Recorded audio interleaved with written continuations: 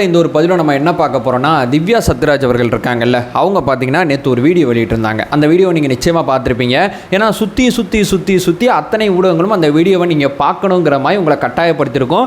வேறு வழி இல்லாமல் அத்தனை ஏரியாவில் அது ரெக்கமெண்டேஷனில் வந்திருக்கும். ஏன்னா ஆகச்சிறந்த அரசியல்வாதி இல்லை, அவங்க பேசிட்டாங்கன்னா நம்ம அத்தனை பேரும் பார்த்தோம்ல, அந்த மாதிரி ஒரு விஷயத்த பண்ணுறாங்க. ஏன்னா அவங்கள நம்ம ஃபாலோ பண்ணக்கூடாதுன்னு நினச்சாலும் அவங்க ஆதரவு ஊடகங்கள் பார்த்தீங்கன்னா விடமாட்டாங்க போல் தொடர்ச்சியாக பார்த்தீங்கன்னா அந்த வீடியோவை போட்டு காட்டுறாங்க. ஆனால் ஒரு விஷயம் நான் அக்செப்ட் பண்ணிக்கிறேன், சிறந்த அரசியல்வாதியாக மாறுறதுக்கான முயற்சியில் முதற்படிக்கட்டில் நிச்சயமாக ஜெயிச்சிட்டிங்க திவ்யா சத்யராஜ் அவர்களே. அதாவது பார்த்தீங்கன்னா வைஷ்ணவிக்கு ஆதரவாக நான் பேசுகிறேன்னு சொல்லி வைஷ்ணவி அப்படிங்கிற வார்த்தையை தெரிஞ்சே தவிர்த்தீங்க. பார்த்தீங்களா, வைஷ்ணவி அவர்கள் இதெல்லாம் புரிஞ்சுக்கணும். உங்களை வச்சு எவ்வளோ தூரம் பயன்படுத்திக்கிறாங்க அப்படிங்கிறதுக்கு இந்த வீடியோ ஒரு சாம்பிள். உங்களுக்கு ஆதரவாக பேசுகிறாங்க, ஆனால் உங்கள் வார்த்தையை பயன்படுத்த மாட்டாங்க. ஏன் தெரியுமா? ரெண்டு பேருக்கு நடுவில் ஐடி விங்கில் எதுவும் போஸ்டிங் பிரச்சனை இருக்குன்னு நினைக்கிறேன். ஆதரவாக வீடியோ வெளியிட்டு வார்த்தையை பயன்படுத்த மாட்டீங்க. இருந்தாலும் பார்த்தீங்கன்னா அரசியல்வாதியாக எனக்கு இந்த ஒரு வார்த்தை தான் இந்த வீடியோ பண்ணுறதுக்கு பிரதானமான காரணம். அரசியல்வாதியாக பார்த்தீங்கன்னா விஜயண்ணாவை நோக்கி கொஸ்டின் பண்ணீங்கல்ல, அந்த கொஸ்டினுக்கு லாஜிக்கலாக எத்திக்கலாக எங்கள் சைட்லேருந்து ஒரு பதிலை என்னால் முடிஞ்ச அளவு தெளிவாக கொடுத்துட்றேன். நான் அதை மட்டும் சொல்லிட்டு போயிட்டு இந்த வீடியோ என் பண்ணுறது என் நோக்கம் கிடையாது. நான் மறுபடியும் கேள்வி கேட்பேன். 4 கொஸ்டின் உங்களை நோக்கி கேள்வி கேட்குறேன். இந்த அரசு இது செய்து, இந்த அரசை பார்த்து இப்படி குறை சொல்கிறீங்களே, இதெல்லாம் சரியா அப்படிங்கிற மாதிரி பல்வேறு விதமான விஷயத்தை சொல்கிறீங்கல்ல. 4 கொஸ்டின் இந்த வீடியோவில் இருக்க போது தாவேக்காவோட அடிமட்ட தொண்டன் கேட்குற கேள்விக்கு முதல்ல பதில் இருக்கா அப்படிங்கிறதான் என்னுடைய பிரதானமான விஷயமா இருக்கு. ஒன்றா தெளிவாக நம்ம பார்க்கலாம். உற்சாக வணக்கங்கள், வாங்க பதிவுக்குள்ள போகலாம். இப்போ முதல் விஷயம் மக்களே, ஃபஸ்ட்டு பார்த்தீங்கன்னா அவங்க நம்மளை ஒரு கொஸ்டின் கேட்டிருக்காங்கல்ல, அந்த கொஸ்டினுக்கு பார்த்தீங்கன்னா நம்ம தெளிவான விளக்கம் கொடுத்துடலாம். அவங்க என்ன சொல்கிறாங்க, ஆசிட் அடிப்பேன் அப்படிங்கிற விஷயத்தை தான் சொல்கிறாங்க. இப்போ கான்செப்டுக்குள்ளே போகலாம். இப்படிலாம் இவங்க பயணித்தாங்க, இப்படிலாம் இவங்க பேசுனாங்கன்னா நிச்சயமாக சொல்கிறேன், சென்னை மேயர் கிடையாது, வருங்கால சென்னை மேயர் அப்படிங்கிற கனவுல வாழ்ந்துக்கிட்டு இருக்காங்க. வார்டு கவுன்சிலர் கூட திமுக காரங்க உங்களுக்கு கொடுக்க மாட்டாங்க அப்படிங்கிறதா யதார்த்தமான உண்மை. ஒரு கட்சியை பார்த்தீங்கன்னா எதிராக கோட் பண்ணணும்னா அதில் முதல்ல லாஜிக்கலாக எத்திக்கலாக ஏதாவது விஷயம் இருக்கணும். அதாவது உங்களுக்கு எதிராகவும் வைஷ்ணவிக்கு எதிராகவும் எங்கள் தோழர்கள் யாராவது பார்த்தீங்கன்னா இந்த மாதிரி ஒரு கருத்தியில் பதிவு செஞ்சுருந்தாங்கன்னா முதல்ல அவங்க யார் அப்படிங்கிற அடையாளப்படுத்தணும். இதுதான் முதல் விஷயம். அவங்க முதல்ல எங்கள் கட்சியை சேர்ந்தவங்களா அப்படிங்கிறத நாங்கள் உறுதிப்படுத்த வேண்டிய தேவை இருக்குது. இது ரெண்டாவது, எங்கள் கட்சியில் கீழே இருக்கிறவங்க சொல்கிற ஸ்டேட்மெண்ட்டுக்கு தான் தலைவர் பொறுப்பேற்றுக்க முடியாது. அப்போ திமுக ஐடி விங்கில் பேசுகிற அத்தனை ஸ்டேட்மெண்ட்டுக்கும் ஸ்டாலின் அவர்கள் பொறுப்பேற்றுக்க முடியுமா? ஏற்றுக்க முடியாது. ஏன்னா ஐடி விங்கில் பொறுப்பில் இருக்கக்கூடிய நபர்கள் பேசுகிற கருத்தியில் எடுத்து தான் நான் பெருசாக பேசிக்கிட்டு இருக்கேன். காரணம்னா இவங்களுக்கு போய் எப்படி பொறுப்பு கொடுத்தீங்க அப்படிங்கிறதா யதார்த்தமான உண்மை. இந்த ஆசிட் அடிப்பு அப்படிங்கிற விஷயத்தை யார் பேசினாலும் அது தப்பு, அதில் மாற்று கருத்து கிடையாது.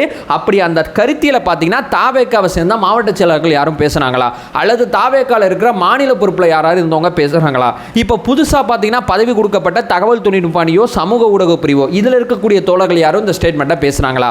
யாரோ ஒருத்தங்க பேசின ஸ்டேட்மெண்ட்டை எப்படி எங்கள் அண்ணன் பொறுப்பேற்றுக்க முடியும்? அவங்க முதல்ல எங்கள் கட்சியை சேர்ந்தவங்க அப்படிங்கிறதுக்கான என்ன ஆதாரம் இருக்குது, என்ன அடையாளம் இருக்குது? அப்படியே இருந்தாலும் லாஜிக்கலாக நீங்கள் உட்காந்து வீடியோ போடுற தருவாயில் பார்த்தீங்கன்னா அவங்களுக்கு எதிராக பார்த்தீங்கன்னா எஃப்ஐஆர் எதுவும் ஃபைல் பண்ணீங்களா? இந்த மாதிரி அவதூறு பரப்புறாங்க, இந்த மாதிரி பார்த்தீங்கன்னா மிரட்டல் விடுக்கிறாங்க அப்படிங்கிற எஃப்ஐஆர் கம்ப்ளைண்ட் எதுவும் பதிவு பண்ணீங்களா? ஏன்னா காவல்துறையே உங்கள் கண்ட்ரோலில் தான் இருக்குது. நீங்கள் மீம் போட்டால் கூட உள்ளே தான் வைப்பீங்க. இந்த மாதிரி ஸ்டேட்மெண்ட்லாம் எப்படி சும்மா விடுறீங்க? இப்படி உட்காந்து வீடியோ பேசுறதுக்கு முன்னாடி முதல்ல ஒரு எஃப்ஐஆர் நான் பதிவு செஞ்சுருக்கேன், இப்படி ஒரு கருத்தியில் பதிவு செஞ்சவர் தாவேக்கால இந்த இடத்துல இந்த பொறுப்பில் இருக்காரு, இப்படிப்பட்ட ஒருத்தருக்கு விஜயண்ணா எப்படி பொறுப்பு கொடுக்கலாம், இப்படிலாம் பேசுனீங்கன்னா இந்த வீடியோ ஒர்க் ஆகும். சரிங்களா? இந்த மாதிரி எதுவுமே இல்லாமல், எந்தவித கான்செப்டும் இல்லாமல், எந்த விதமான அரசியல் புரிதலும் இல்லாமல் ஒரு நிமிஷத்துக்கு ரொம்ப கஷ்டப்பட்டு நிறைய டேக்கு போய் ஒரு வீடியோவை ரெக்கார்ட் பண்ணி போட்டிங்கன்னா மறுபடியும் சொல்கிறேன், நீங்கள் ஒரு ட்ரோல் மெட்டீரியலாக தான் மாறுவீங்க அப்படிங்கிறது தான் யதார்த்தமான உண்மை. அப்போ எங்கள் பசங்க மறுபடியும் குடையிறாங்கன்னா இப்படிலாம் பேசுனா என்ன பண்ணுவாங்க? இப்படிலாம் பேசுறது நான் என்ன சொல்கிறேன், உங்கள் நலன் கருதி தான் சொல்கிறேன். நீங்கள் ஒரு ட்ரோல் மெட்டீரியலாக மாறிடுவீங்க. மறுபடியும் சொல்கிறேன், வருங்கால சென்னை மேயருங்கிற கான்செப்டில் வேலை பார்க்குறீங்க.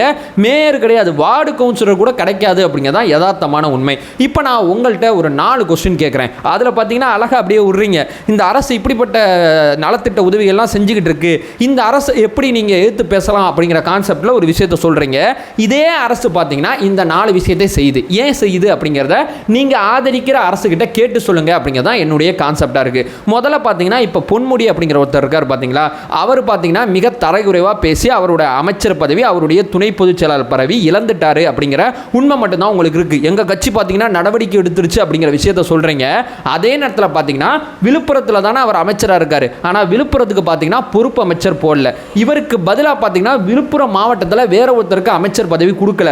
விழுப்புரத்தில் இருக்கக்கூடிய மிக முக்கியமான அரசு நிர்வாகிகள் அத்தனை பேருமே இவரோட நிகழ்ச்சிகள் அத்தனையிலுமே இவங்க கலந்துக்கிறாங்க. இதன் மூலமா நான் என்ன சொல்ல வரேன்னா, இவர்கிட்ட அமைச்சர் பதவி உருவிட்டீங்க, ஆனாலும் அவர் அமைச்சராக தான் இருக்காரு.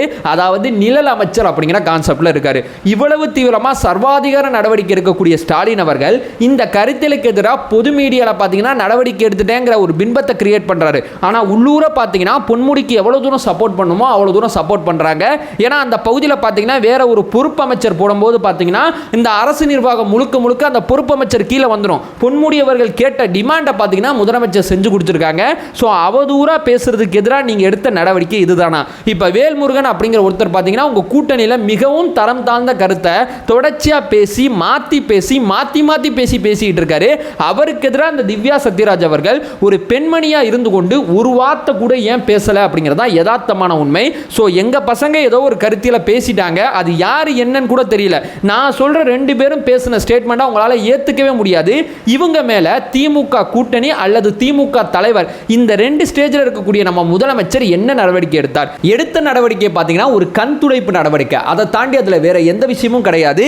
இது மட்டும் இல்லாமல் பார்த்தீங்கன்னா நேற்று சிவாஜி கிருஷ்ணமூர்த்தி பார்த்தீங்கன்னா ஒரு பொட்டியை ரிலீஸ் பண்ணியிருக்காரு. எம்ஆர்கே பன்னீர்செல்வம் சொல்லி திமுக ஆபாசமாக பேசி சிக்கிறவங்க எண்ணிக்கை நாளும் அதிகரிச்சுக்கிட்டே இருக்கு. இதை ஏன் திவ்யா சத்யராஜ் அவர்கள் கண்டிக்கவே இல்லை? அது எப்படி ஒரு கட்சியை சேர்ந்தவங்க பேசும்போது மட்டும் உங்க கண்களில் தெரியுது? சொந்த கட்சிக்காரன் அதாவது கனிமொழி அக்கா கூட பார்த்தீங்கன்னா பொன்முடி அவர்கள் பேசும்போது பார்த்தீங்கன்னா அகேன்ஸ்டா ஒரு ஸ்டேட்மெண்ட் போட்டாங்க. வேல்முருகன் விஷயத்தில் அமைதியாக இருக்காங்க, பொன்முடிக்காவது ஒரு ஸ்டெப் எடுத்து வச்சாங்க. ஆனால் நீங்கள் என்ன பண்ணீங்க? எதுவுமே பேசல, எதுவுமே செய்யலை. ஆனால் மேயர் பதவி மட்டும் வேணும்னா மக்களோட அன்பு எப்படி கிடைக்கும், மக்களோட ஆதரவு எப்படி கிடைக்கும்? நிச்சயமாக கிடைக்காது அப்படிங்கிறதான் யதார்த்தமான உண்மை. இந்த கொஸ்டினுக்கு அதாவது இந்த பக்கம் மட்டும் பெண்ணியம் பேசி மிக தீவிரமாக வேலை செய்றீங்க, இந்த பக்கம் வந்தால் மட்டும் ஏன் அமைதியாக இருக்கீங்க? இங்கே 1 நடக்குது, இங்கே 10 நடக்குது, அந்த 10 ஏன் கண்டுக்காம போறீங்க அப்படிங்கிறது தான் யதார்த்தமான முதல் கேள்வியாக இருக்கு. அதே மாதிரி திவ்யா சத்யராஜ் அவர்களே இன்னொரு விஷயத்தை சொல்கிறேன். எனக்கும் திமுக தலைவர் மு.க. ஸ்டாலின் அவர்களுக்கும் எந்த பிரச்சனையும் கிடையாது. ஏன் இந்த இரட்டை நிலைப்பாடு அப்படிங்கிறதா நாங்கள் தொடர்ச்சியாக கேள்வி கேட்குறோம். ஆட்சிக்கு முன்னாடி டாஸ்மார்க் வேணான்னு சொன்னீங்க, இன்னைக்கு டாஸ்மார்க் பார்த்தீங்கன்னா மூடுறதுக்கு என்ன நடவடிக்கை எடுத்தீங்க? ரெண்டாவது பார்த்தீங்கன்னா நீட் விலக்கு அப்படிங்கிறது உறுதியாக இருக்கும், நாங்கள் ஆட்சிக்கு வந்தால் அதை செஞ்சு முடிச்சிருவோம் அப்படிங்கிற ஒரு ஸ்டேட்மெண்ட்டை சொன்னீங்க. இப்போ வரைக்கும் குழந்தைகளை ஏன் ஏமாத்திக்கிட்டு இருக்கீங்க?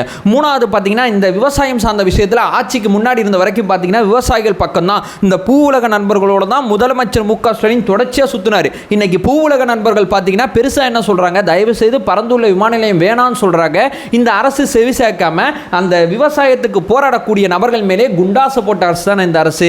இந்த மின்சாரம் சம்பந்தப்பட்ட விஷயத்தில் பார்த்தீங்கன்னா மின்சார கட்டணம் உயர்த்தினா ஒரு போராட்டத்தை போடுவீங்க, பேருந்து கட்டணம் உயர்த்தினா ஒரு போராட்டத்தை போடுவீங்க, சொத்து வரி உயர்த்தினா ஒரு போராட்டத்தை போடுவீங்க. இன்னைக்கு நீங்க ஆட்சிக்கு வந்து எல்லாத்தையும் உயர்த்திக்கிட்டு இருக்கீங்க. இந்த இரட்டை நிலைப்பாடு இருக்கு பார்த்தீங்களா? ஆட்சிக்கு வராதுக்கு முன்னாடி ஒரு வேஷம், வந்த பிறகு ஒரு வேஷம். இந்த வேஷம் தான் எனக்கு ரொம்ப காண்டாகுது. அதாவது இந்த வேஷம் போடும்போது பார்த்தீங்கன்னா ஒரு கட்டத்தில் முதல் தலைமுறை அரசியலை பார்க்கக்கூடிய நபர்கள் அத்தனை பேருமே திமுக தான் சரியான மாற்று நாங்கள் நம்புறோம். ஆனால் ஆட்சிக்கு வந்த பிறகு அதிகாரம் கையில் கிடைச்ச பிறகு நீங்க இந்த இரட்டை வேலை பார்க்குறீங்களே, இது ஏன் அப்படிங்கிறதா ஒரு தாவேகா தொண்டனா என்னுடைய ரெண்டாவது பிரதானமான கேள்வி. இந்த இரட்டை நிலைப்பாடை நீங்க சொல்றபடி நலத்திட்ட உதவிகளை நீங்க அப்படியே வரிசையா அடுக்குனீங்கன்னா நான் இந்த இரட்டை நிலைப்பாடை பார்த்தீங்கன்னா வரிசையா அடிக்கிட்டே போவேன். ஆனால் உங்களால் பதில் சொல்ல முடியாது.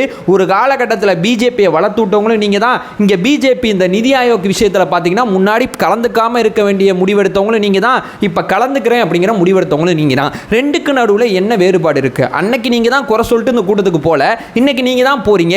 ஏன் இந்த இரட்டை நிலைப்பாடு ஒவ்வொரு அரசியல் விஷயத்திலையும் அப்படிங்கிறதா எங்களுடைய பிரதானமான ரெண்டாவது கேள்வியா இருக்கு. இப்போ மூணாவது மிக முக்கியமான விஷயத்துக்கு வருவோம். ஒரு வாக்குறுதி அப்படிங்கிறத ஒருத்தவங்க கொடுத்தாங்கன்னு வைங்களேன், அதை நிறைவேற்றணும். அது சாதாரண தனிப்பட்ட முறையில் நானா இருக்கட்டும், திவ்யா சத்யராஜ் அவர்களே நீங்களா இருக்கட்டும், இந்த அரசு பார்த்தீங்கன்னா எல்லா தரப்பட்ட மக்கள்கிட்டையும் வாய்க்கு வந்ததை அடிச்சு விட்டுச்சு. ஆட்சிக்கு வரணுங்கிற ஒரே காரணத்துக்காண்டி அந்த வாக்குறுதிகளை பார்த்தீங்கன்னா கிட்டத்தட்ட நான் ஒண்ணுமே நிறைவேற்றலன்னு சொல்ல மாட்டேன், அதுல பாதியை கூட ஏன் நிறைவேற்றல அப்படிங்கிறதா யதார்த்தமான உண்மை. கோரிக்கையை வலியுறுத்துவோம் அப்படிங்கிற ஸ்டேஜில் ஒரு வாக்குறுதி கொடுத்தீங்க, நீங்களே ஆட்சிக்கு வந்தால் செஞ்சிருவோம் ஒரு செட்டப்ல பார்த்தீங்கன்னா வாக்குறுதி கொடுத்தீங்க. இந்த வாக்குறுதிகளை எதையுமே ஏன் நிறைவேற்றல? நீட்டு விஷயத்தில் வாக்குறுதி காத்துல பறக்க விட்டுறீங்க. மின்சாரம் பார்த்தீங்கன்னா மாதம் ஒரு முறை கணக்கு பண்ணுவோம்னு சொன்னீங்க, அதையும் விட்டீங்க. ஒப்பந்த தொழிலாளர்கள் விஷயத்தில் பார்த்தீங்கன்னா 10 வருஷம் எங்க பணி செஞ்சாலும் நிரந்தரம் பண்ணுவோம்னு சொன்னீங்க, அதையும் செய்யல. சட்டமன்றத்தை 100 நாள் நடத்துவோங்கிற விஷயத்தை சொன்னீங்க, அதையும் செய்யல. இந்த மாதிரி பார்த்தீங்கன்னா இந்த திமுக கொடுத்த வாக்குறுதிகள் எதையுமே நிறைவேற்றாம ஏன் இப்படி செயல்படுறீங்க? நாங்க ஒரு மாதிரி எதிர்பார்த்து ஒரு வாக்குறுதி இது பண்ணியிருப்போம்ல, ஒரு 10 வாக்குறுதி தான் எங்களுக்கு பேஸாக இருக்கும், இந்த வாக்குறுதி அடிப்படையில் தான் உங்களுக்கு ஓட்டு போட்டிருப்போம், அந்த வாக்குறுதியை ஏன் செய்ய மாட்டீங்க? அதாவது இந்த சமையல் எரிவாயு கேஸ் இருக்குது பார்த்தீங்களா, அதற்கு ஒரு மானியம் தரேன்னு சொன்னீங்க. பெட்ரோல் டீசலை பார்த்தீங்கன்னா குறைக்கணும்னு சொன்னீங்க, ஆனால் நீங்கள் நினச்ச அளவுக்கு குறைக்கல, ஆனால் குறைச்சிங்க, ரொம்ப கம்மியாக குறைச்சிங்க. ஆனால் நீங்கள் குறைக்கிறேன்னு சொன்ன அமௌண்ட் வேற ஒன்றா இருக்குது. இந்த மாதிரி பார்த்தீங்கன்னா வாக்குறுதிங்கிற விஷயத்தில் அந்த திமுக நடந்துக்கிட்டுச்சு பார்த்தீங்களா, இந்த 4.5 வருஷம் ஆகிப்போச்சு. இந்த 4.5 வருஷமும் இவங்க வாக்குறுதியை அந்த ஹேண்டில் பண்ணுற விதம் இருக்குது பார்த்தீங்களா, இதற்கு எதிராக நாங்கள் கேள்வி எழுப்புகிறோம். எங்களை ஏன் நீங்கள் பெருசாக ரொம்ப கோவக்கார குரூப் மாதிரி பார்க்குறீங்க? எங்கள் பக்கம் இருக்கக்கூடிய நியாயத்தை ஏன் உங்கள் கண்களுக்கு தெரியல அப்படிங்கிறது என்னுடைய 3வது பிரதானமான கேள்வியாக இருக்குது. இப்போ கடைசியாக ஃபைனலாக ஒரே ஒரு கொஸ்டினை மட்டும் நான் கேட்டுட்டு இந்த வீடியோ என் பண்ணிக்கிறேன். இந்த அரசு இவ்வளோ சாதனை பண்ணியிருக்கு, நீட்டு திவ்யா சத்யராஜ் அவர்கள் நீட்டுறாங்க, இதுக்கு பாருங்க மகளிர் உதவித்தொகையை கொடுக்குறாங்க, அடுத்து பாருங்க நான் முதல்வன் திட்டம் கொடுக்குறாங்க, அடுத்து பாருங்க காலை உணவு திட்டம் கொடுக்குறாங்க, இதெல்லாம் நான் மறுக்கல. அதே நேரத்தில் இந்த கவர்மெண்ட்ல மட்டும் எவ்வளவு சிஸ்டமிக் ஃபெயிலியர் நடந்திருக்கு தெரியுமா? அரசோட தோல்வி எவ்வளோ நடந்திருக்கு தெரியுமா? கள்ளக்குறிச்சியில் என்ன நடந்துச்சு? கள்ளக்குறிச்சி கள்ள சாராய மரணம்ங்கிறது இந்த அரசோட தோல்வி, வேற எதுவுமே கிடையாது. ஞானசேகரன் ஜாபர் சாதிக்கு மாதிரி இந்த குற்றவாளிகள் வெளியே சுற்றி தெரிஞ்சாங்க பார்த்தீங்களா, தலைமையோட மிக நெருக்கமாக இருந்தாங்க பார்த்தீங்களா, அதற்கு பேர் என்ன தெரியுமா? அது முழுக்க பார்த்தீங்கன்னா சிஸ்டமிக் தோல்வி, அதை தாண்டி வேறு எதுவுமே கிடையாது. வேங்க வயல்ல இன்ன வரைக்கும் சரியான குற்றவாளியை கண்டுபிடிக்க முடியல. இது என்னது? அரசோட சிஸ்டமிக் தோல்வி. ஒரு பக்கம் பார்த்தீங்கன்னா தலித் மக்கள் பார்த்தீங்கன்னா தொடர்ச்சி அந்த அரசு பதவியேற்ற பிறகு அதிகமாக பாதிக்கப்பட்டுக்கிட்டு இருக்காங்க. அது என்ன? இந்த அரசோட சிஸ்டமிக் தோல்வி. ஒரு மாநில தலைவர், அதாவது தேசிய கட்சியோட மாநில தலைவர் கொலை செய்ய போறாங்க அப்படிங்கிற தகவல் பார்த்தீங்கன்னா உளவுத்துறைக்கே தெரியல, தெரிஞ்சும் பார்த்தீங்கன்னா தடுக்கல. அதுக்கப்புறம் பார்த்தீங்கன்னா நிறைய துப்பாக்கி சத்தம் பார்த்தீங்கன்னா தமிழ்நாட்டில் கேட்குது. துப்பாக்கியை வச்சு தமிழ்நாட்டில் சட்ட ஒழுங்கை வந்து நிவர்த்தி பண்ணணும், சட்ட ஒழுங்கை சரி பண்ணணுங்கிற ஸ்டேஜுக்கு போயிட்டீங்க பார்த்தீங்களா, இதுவும் ஒன் ஆஃப் த சிஸ்டமிக் தோல்வி. இந்த மாதிரி நானும் அடிக்கிட்டே போவேன், இந்த 5 வருஷத்தில் இந்த கவர்மெண்ட் எவ்வளவு சிஸ்டமிக் தோல்வியை சந்திச்சிருக்கு அப்படின்னு சொல்லி. நம்மளும் பேசினா பேசினே போகலாம். திவ்யா சத்யராஜ் அவர்களே, பேசணுங்கிறதுக்காண்டி எதுவும் பேசக்கூடாது.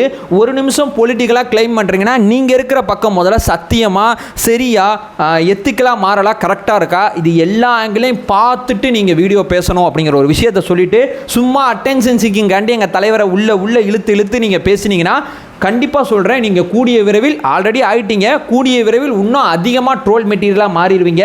மக்கள் உங்களை பார்த்து சிரிக்க ஆரம்பிச்சிருவாங்க. மறுபடியும் சொல்கிறேன், சென்னை மேயர் அப்படிங்கிறது காற்றுல போயிடும். அது ஒரு விஷயத்தை சொல்லிட்டு இந்த வீடியோ நான் என் பண்ணிக்கிறேன். நம்ம சேனலை ஃபர்தராக ஃபாலோ பண்ணிங்கன்னா பொலிட்டிக்கல் சார்ந்து, குறிப்பாக டிவிகே சார்ந்து மிக முக்கியமான பல பதிவுகளை பார்த்துட்ருக்கோம்.